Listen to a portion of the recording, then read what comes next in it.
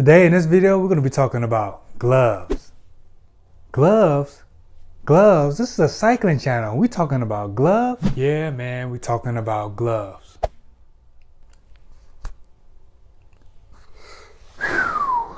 Okay. What up, y'all? This is Troy with Prodified Cycling. And like I said, today we're going to talk about are cycling gloves necessary? And we're starting right now. So getting right into the material, the reason why we're talking about gloves is because some cyclists simply wear gloves just for look, not necessarily for performance. But you then have some cyclists that actually suffer from certain hand conditions, and maybe when pressure is applied to their hands, it causes them to have numbness or tingling. So they might want to wear some padded cycling gloves. We're going to actually discuss real briefly 3 benefits of why you might want to wear cycling gloves. So the first one is that it's going to help reduce pressure, like I mentioned earlier. So wearing cycling gloves on the road and gripping the handlebars is going to help reduce that pressure when you put in that extra weight on the handles. So usually people wear cycling gloves just for extra grip, which is fine, but it also has the added benefit of reducing the pressure that you're applying on those handlebars. A second one is also that it dampens the vibrations. So when you're riding on a road and there's like rough terrain, maybe mountain biking, or you just have a lot of potholes and uneven pavements that you're riding on, your bike is going to absorb a lot of that vibrations, but it's going to eventually end up into your hand. So having some good padded cycling gloves is going to help dampen some of that vibration and put your hands at ease. And then thirdly, you probably want to wear cycling gloves if you have a condition, as I mentioned before, where you have a lot of pressure on your ulnar nerve. That's the nerve that's on the farther side of your palm. And many cyclists actually have this problem where they grip in the handlebars a lot, whether they have gloves or not, and it causes their hands to be weak and numb on longer rides. Additional benefits to wearing cycling gloves is that it protects your hands if you were ever to fall. So let's say you're gonna fall, the first instinct you're gonna have is to put your hands out. And that's gonna be the first thing that suffers and gets scraped up and filled with rocks. So wearing cycling gloves is gonna protect that palm, and that won't happen, right? But maybe it's probably better yet just not to fall at all.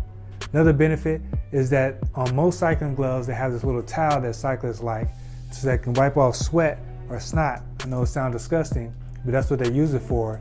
And that's why a lot of people like cycling gloves for that matter. Another benefit is that cycling gloves help you to get better grip. If you're riding in inclement weather, you're gonna wanna have grip. And if you race, you definitely wanna have grip on the handlebars when you're making those tight turns or corners to keep yourself on the handlebar and not slipping off.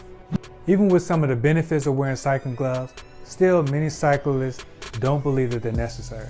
So I'd like to know your thoughts. Down in the comments below, let me know if you wear gloves and why or why not. Now, does wearing cycling gloves actually make a difference? Well, in some cases, it does. So if you are cycling a lot and maybe you are prone to have hand numbness and weakness from gripping the handlebars for too long, then you might benefit from wearing cycling gloves. And that might make a difference for you, having the extra padding, the extra protection against the handlebars so that your hands don't get so numb or get numb at all. Another difference that might make for you is if you are a mountain biker or you have sweaty palms. And that's going to help your hands from slipping a lot on the handlebars. And also it'll be probably more comfortable too, having some gloves that either wick away the sweat or allow your hands to breathe while you're doing those type of rides.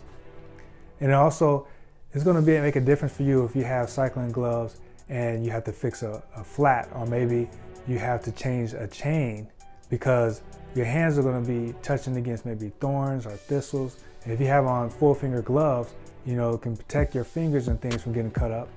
And then also if you're changing your chain, then it's also going to protect your hands from the grease and oil and from that getting on your bike. So you might want to wear gloves, and that might make the difference for you. But also too, it might make a difference for you to wear gloves for some people who want to protect their handlebar material, because some materials and some handlebars, especially like rubber handlebars, can rub off easily with just the palms of your hands, especially if your hands are sweaty or wet. It just rubs right off, especially like those red rubber handlebars that you see on a lot of mountain bikes or single speeds. So people will wear gloves for that reason. That makes the world of difference for them, just to keep their bike looking nice. Now, there may be some situations where wearing cycling gloves are not necessary. We'll discuss 3 of them briefly. So the first one is if you're in an indoor spin class. Now, in most cases, you see people going to indoor spin class, they're not even wearing cycling gear. They're wearing like maybe some running gear, some tights, maybe a tank top, you know, bring a water bottle with them. So, and a lot of times in the spin class, they have you using your arms and upper body, doing different movements to where your hands are not even on the spin bike.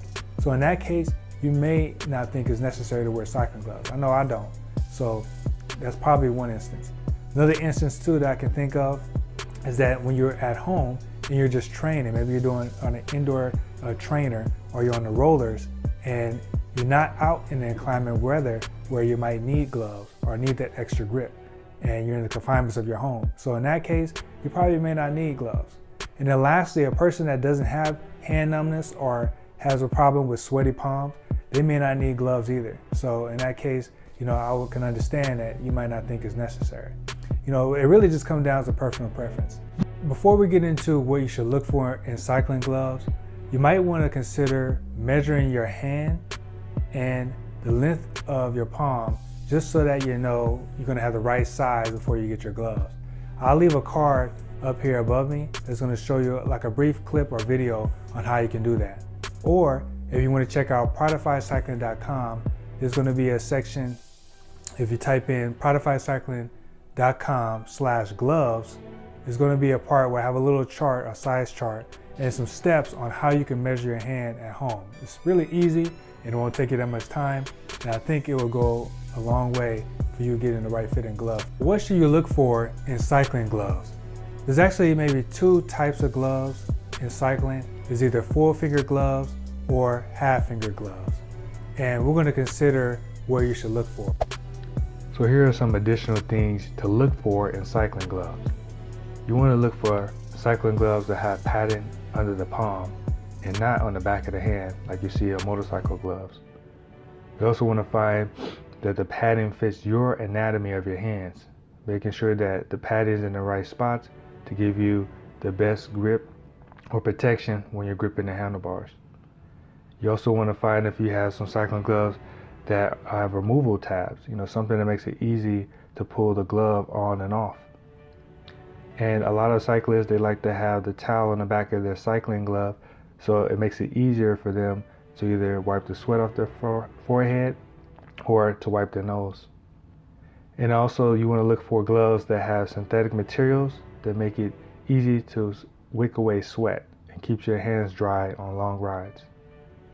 And if you're riding in the winter or in snow climates, you want to look for Pacific cycling gloves that are insulated or that are made for winter, like the lobster claw type gloves that you see people wear.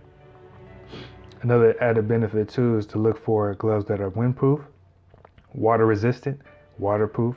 This will also be great for cold and winter. And then lastly, look for gloves that either have an elastic wristband or a Velcro strap. But you have to be mindful that with the elastic wristband, it will be worn out over time and it may become too loose for you. But it's still a great option if you want a one-size-fits-all type glove.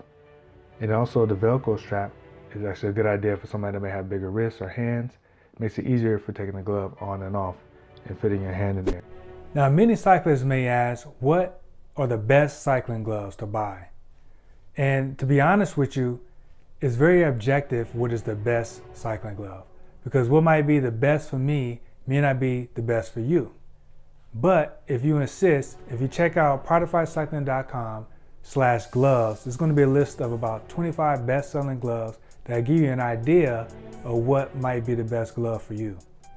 But let me know in the comments below, you guys that do or really get into gloves, you know, let other people know what you think is the best gloves for you that other people might want to look into. When you think about the best cycling glove, also consider the materials as well as the points that I brought up earlier and what to look for in a cycling glove. And lastly, the best cycling gloves might be the ones that you're wearing, because if you wear them a lot and you find them comfortable, most likely those are probably the best cycling gloves for you. Hey, thank you for watching another video. And if you made it this far, I just want to ask you to go ahead and give it a like if you liked the video, or a thumbs down if you didn't, and hit the subscribe button and the notification bell if you'd like to find out more guides and tips for cyclists, and I'll see you in the next video.